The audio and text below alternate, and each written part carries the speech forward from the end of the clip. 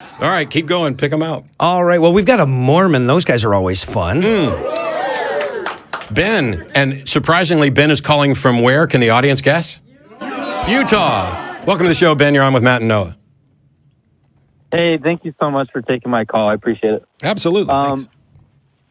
So I'm actually questioning Mormon. I'm still in the faith. I'm actually a questioning Mormon. I've grown up with it my whole life. I'm actually from New Mexico. My biggest worry. So there's this charismatic.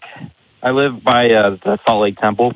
Mm-hmm. This charismatic preacher came, and he's got a YouTube channel, and I started exploring my beliefs actually a lot. So I would listen to apologists. I would actually listen to you, Matt, or Aaron Raw, people like that. Aaron. Call back. Aaron, sorry.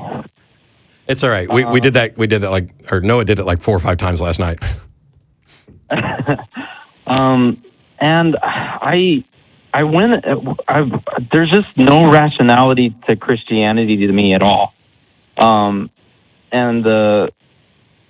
Just most of it doesn't make any sense. I think you'll find us both in violent agreement. Yeah, right. But I love people. I love morality. I love my family. I love Mormons. I love the people around me. Mm-hmm.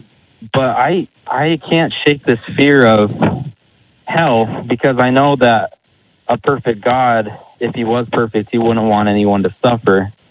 But I look at all these near-death experiences where they're recorded on YouTube, and all these people, and they're describing hell in such great detail. And I've heard your talks, Matt, on hell. Mm-hmm. However, I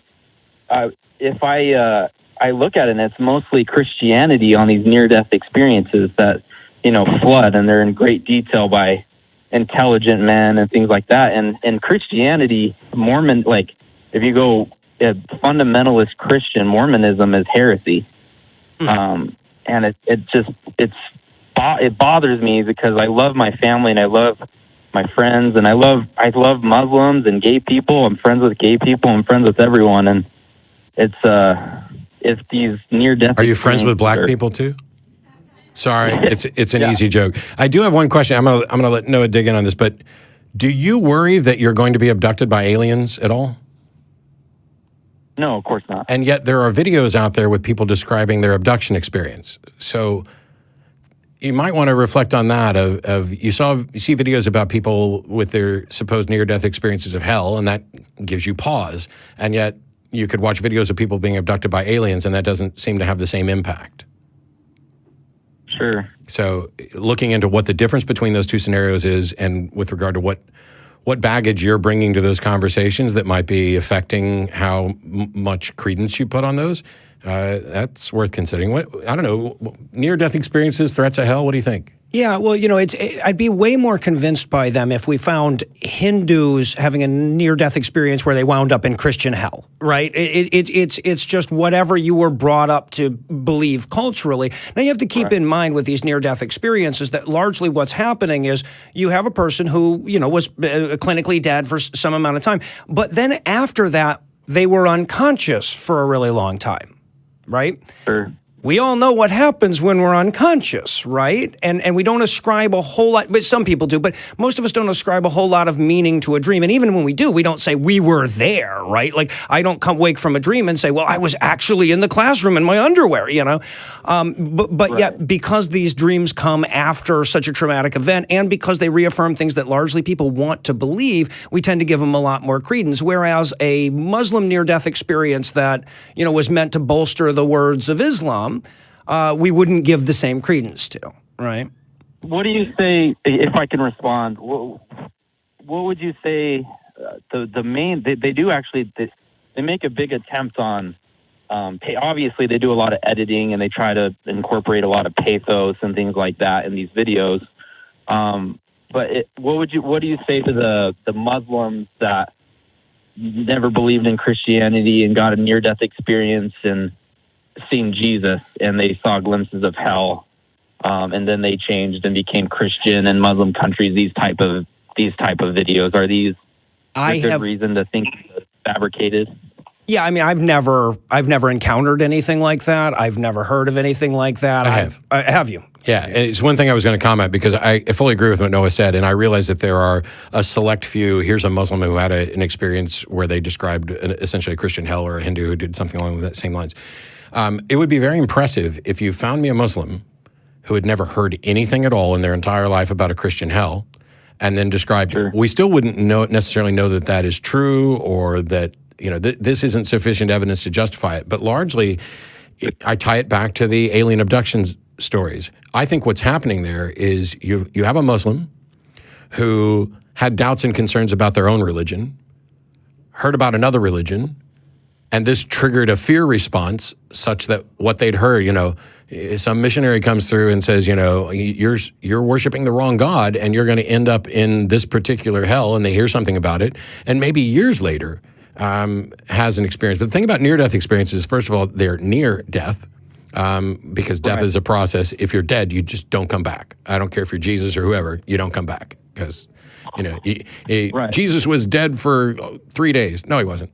He was dead for part of 3 days. Well, maybe, but he came back, and then he got to go be God. So it's not really a sacrifice. But the thing is, if somebody had that experience and had never been exposed to it, that would be far more impactful. But it's not surprising to me that someone has had a near-death experience of a particular hell any more than it is that somebody had a dream about something. Because what's happening is you have a brain that is deprived of oxygen, that is in a dying state, and then eventually you get back to normal, and there's this gap. And what Noah was alluding to is your brain has almost an uncontrollable impulse to make sense of that gap and construct a story. Now, we know that memory is incredibly fallible, that it changes over time, that our brains invent things. We fool ourselves all the time. And I'm not just talking about optical illusions and auditory illusions and hallucinations and things like that. Confirmation bias. We lie to ourselves actively, and then we come to believe them.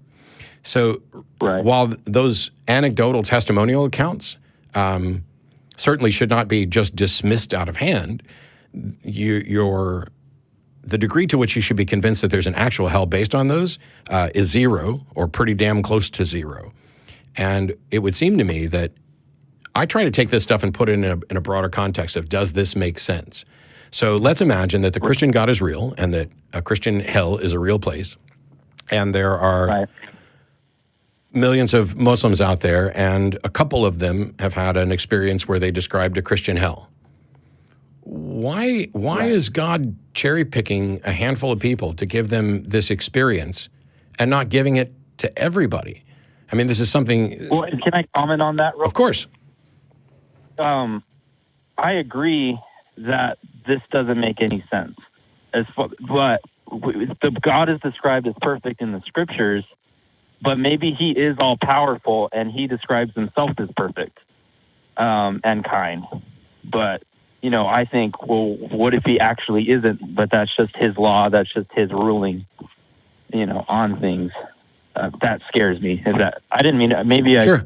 How many other religions' hells do you find yourself scared of? I think the main one is Christianity. Sure. For sure. Are you worried about other religions' hells? Muslims, like just the Abrahamic. I guess the Judaism doesn't believe in hell, so I guess just the Abrahamic Muslim and Christianity, and not anybody else's. No, although I'm not very well studied on them. Why do you think that is? Well, obviously, I was born in the Western civilization. Sure. What if one of those other ones are true and you just aren't worried about it? I somewhat am, but okay. So then it would seem to me that the next step is to try to figure out which, if any of those hells, you have good reason to believe are the real one. Sure. And then try to avoid that one. Right. But what if you find that there's no really good way to tell which, if any of them, are real? Wouldn't the best course of action to be to just live an intellectually honest life. And because if there's a hell and I don't have any way of verifying it or what I must do to avoid it or making sure that I'm right, then it would seem to me the best course of action is for me to live the best, most honest life I can. And if some God wants to send me to their hell, it's not like I could stop him. He's a dick. Yeah. I've tried telling myself that. It's pretty, it's pretty painful. Let me ask Noah real quick. Did you suffer from a fear of a particular hell? And if so, how'd you get past it? No, I wasn't really raised religious. So when I was a little kid, I learned about hell through Bugs Bunny cartoons, and things like that. Sometimes there'd be little horns and sometimes there'd be little wings. And that was about all the hell I had. And of course, when I was a little kid, that was pretty terrifying, in the same way that alien abduction might have been terrifying or something like that. But I wasn't raised religious. And I think it's really hard to get into the mindset of someone who fears hell if you're not. Right. I know you came from you were very Christian for a very long time and obviously had that experience. Mormons are pretty different people. Yeah. That's for another time, but yeah. Oh, I've been to Utah. You are right. They are a very different people. And actually, good people. And actually, from a Mormon perspective, the fact that I was never a Mormon is probably to my benefit because once you're a Mormon and fall away, that's a completely different afterlife experience than someone who wasn't a Mormon. Yeah, right. Yeah, in Mormonism they have they don't have the same hell, right? They have the outer darkness is the Mormon hell. Outer darkness is reserved. So basically, Christianity, the main in fundamentalism, the main sin of disbelief, you're going to hell. Mm-hmm. But you have until the judgment day to say that. So to say that you believe in Christ. So very few people go into outer darkness. And so there's I know this is going to sound crazy. 3 kingdoms of glory: celestial, terrestrial, celestial, based off of how much you followed Christ and kept his commandments and such. I find it weird that Joseph Smith didn't bring that up in the Book of Mormon. I feel like he should have mentioned that. Very recently on our show, we actually read the Book of Mormon and broke it down chapter by chapter, book by book. And boy, I'll tell you, I've read the Quran, I've read the Bible. I think the Book of Mormon may be the wackiest. And it's certainly the most boring, but there's so much, foundational Mormon belief that is not in the Book of Mormon that, gets added in the Doctrines and the Covenants or the, what's the other one? I'm sorry. Sure. The Pearl of Great Price, Price, yeah. Yeah, once Joseph Smith realized that this was working, and then he decided there were some other rules God also had. I feel like God could have put him in the gold plates. Well, and here's the thing. There's something like a distinction I abhor a lot of the stuff that's been taught, especially by prophets, by Brigham Young, and just on African Americans and just awful stuff that turns my stomach that, but as a people, I just love the people. But I do agree with you that it's an obvious fabrication. And it's all of this. And that's what added to my fear, is if this is a fabrication and then if this is breaking God's law, which isn't rational, but if it is, then it is what it is. Then if I'm violating God's law, and that's going to be an issue for God, doesn't God have some responsibility to let me know that in a way that I can be, rather than using it in a meter? A licensing agreement kind of thing that you have to click on and say, I agree, something along those lines. Yeah, I mean, it doesn't do any good for God to send Noah to me to say that God told Noah I'm fucking up. It only really has any value if God makes this clear to me. Mm-hmm. Sure. Well, and there's also one other thing I'd like to address that you've kind of brought up a couple of times in your question, which is what good people Mormons are. right? And you're absolutely right. Or pretend to be. I don't mean all. Right. No, I understand.